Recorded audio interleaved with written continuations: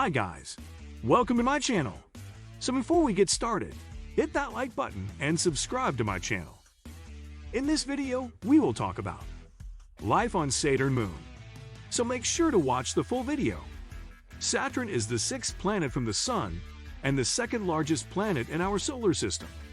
Like fellow gas giant Jupiter, Saturn is a massive ball made mostly of hydrogen and helium.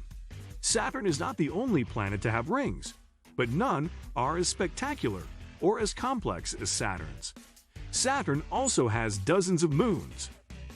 From the jets of water that spray from Saturn's moon Enceladus to the methane lakes on smoggy Titan, the Saturn system is a rich source of scientific discovery and still holds many mysteries.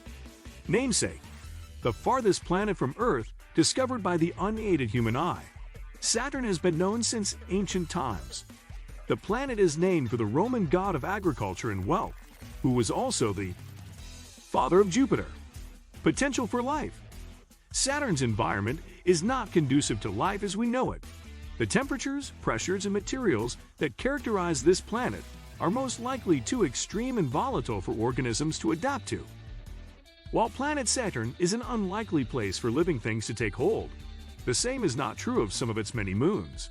Satellites like Enceladus and Titan, home to internal oceans, could possibly support life. Size and distance: with a radius of 36,183.7 miles, 58,232 kilometers, Saturn is 9 times wider than Earth. If Earth were the size of a nickel, Saturn would be about as big as a volleyball. From an average distance of 886 million miles, 1.4 billion kilometers, Saturn is 9.5 astronomical units away from the Sun. 1 astronomical unit, abbreviated as AU, is the distance from the Sun to Earth. From this distance, it takes sunlight 80 minutes to travel from the Sun to Saturn. Orbit and rotation: Saturn has the second shortest day in the solar system. One day on Saturn takes only 10.7 hours, the time it takes for Saturn to rotate or spin around once. And Saturn makes a complete orbit around the Sun, a year in Saturnian time, in about 29.4 Earth years, 10,756 Earth days. Its axis is tilted by 26.73 degrees with respect to its orbit around the Sun, which is similar to Earth's 23.5 degree tilt. This means that, like Earth, Saturn experiences seasons. Moons: Saturn is home to a vast array of intriguing and unique worlds.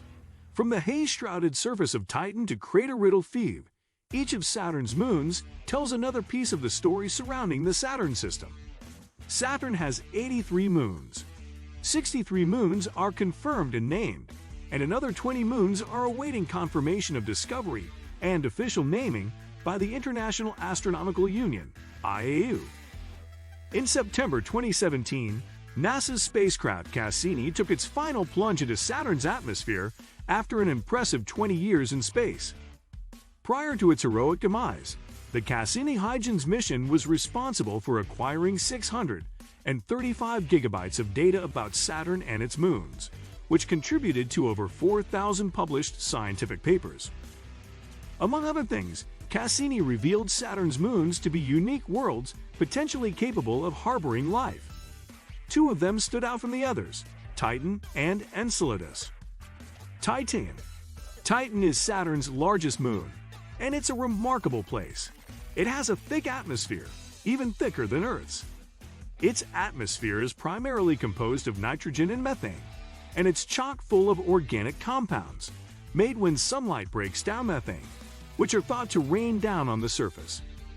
It's incredibly dynamic, with powerful winds and dust storms and ice volcanoes, and it's even a little geologically spooky at times. For instance, the sand is weird. It has a tendency to bunch together, unlike the sands we know here on Earth that scatter with the slightest wind. It's thought that electrostatic forces may be causing the sand particles to clump together, raising the possibility of building sandcastles that last for weeks at a time. Titan is also very cold, with a surface temperature of around -180 degrees Celsius. There are rivers and lakes on the moon's surface, but they're not filled with water. They are thought to contain an oily mixture of methane and another hydrocarbon called ethane. NASA is thinking about building a submarine capable of exploring Titan's murky hydrocarbon depths. Going from our earthly evidence, we tend to think that water is an essential ingredient for life. But really, all life needs is liquid in which the necessary chemicals can dissolve and interact with each other. What's to say that that liquid can't be a hydrocarbon? DNA, the blueprint for all life on Earth, isn't soluble in methane, but perhaps a potential life form on Titan could be based on some other sort of chemical structure. Enceladus. Enceladus is another cold, frozen moon, only around 500 kilometers in diameter. Like Jupiter's moons Europa, Ganymede, and Callisto, it's thought to contain an underground, under-ice ocean. Beneath a 30 to 40 kilometer thick icy crust, the ocean is around 10 kilometers deep. Cracks and extensional features within the icy crust provide evidence that the moon is active. The activity is driven by tidal flexing, this time under the pull of Saturn's gravity. Also, like Europa, Enceladus has geysers of water erupting from its surface. Being much smaller in size than Europa means it has weaker gravity, and at least some of the water from Enceladus geyser escapes to space. The water spouting from Enceladus South Pole geysers has been sampled by the Cassini space probe and has been found to be salty and contain organic molecules, the basic ingredients for life. What's more, those organic molecules are relatively complex, which is unusual beyond Earth.